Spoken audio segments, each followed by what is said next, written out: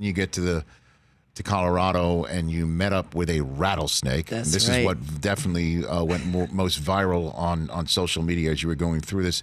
Bit by a rattlesnake. Yeah. Well, I mean, did you see it? Did you not? Did you hear it? I mean, No, basically the only time you really get bit by a rattlesnake is if you surprise it or sneak up on it, and that's what I unfortunately did. I never saw it, and so. But you felt it. I felt a bite on my leg. You know, honestly, it wasn't more painful than the pain I was feeling in my feet at the time. But my brain went, you just got bit. I wonder what bit me.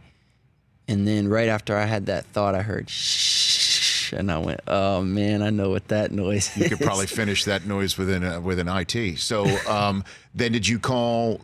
What did you do? I mean, you had a cell phone on you, I imagine, right? So we were in the middle of nowhere. So basically, I was 30 miles from the last town, about 60 from the next town.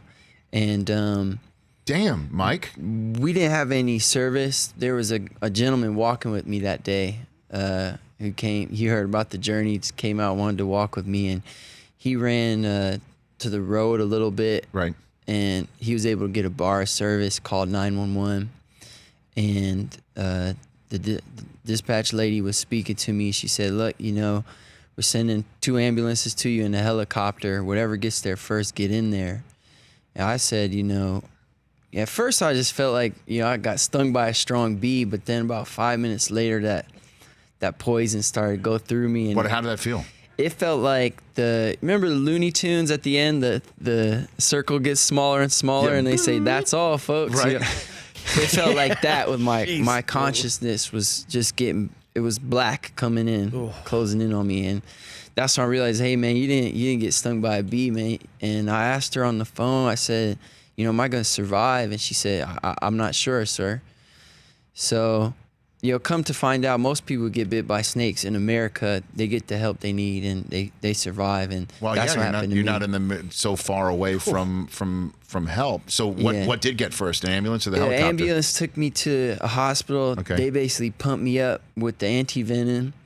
And then the doctor came in and said, hey, look, man, I think you're going to need more. And we gave all of ours to you, all our medicine. So then they put me in a chopper, took me to another hospital. And that was kind of fun, actually. Yeah, it was kind of fun.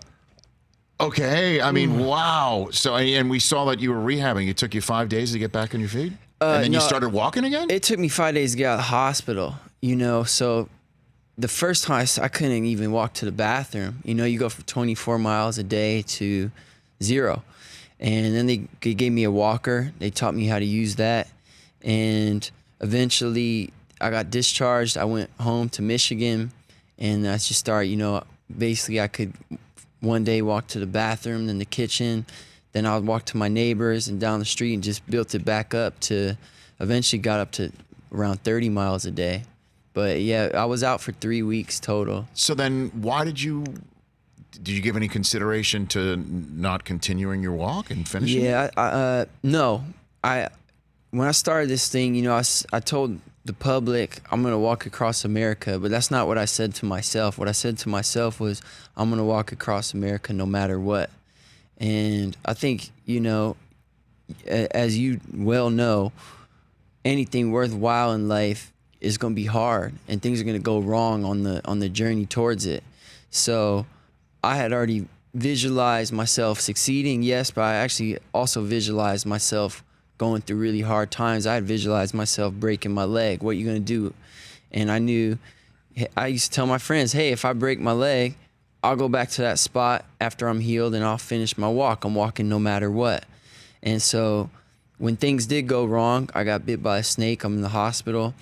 I didn't have to negotiate with myself. I didn't have to rethink, hey, maybe it's not meant to be, which is really code for I'm giving up.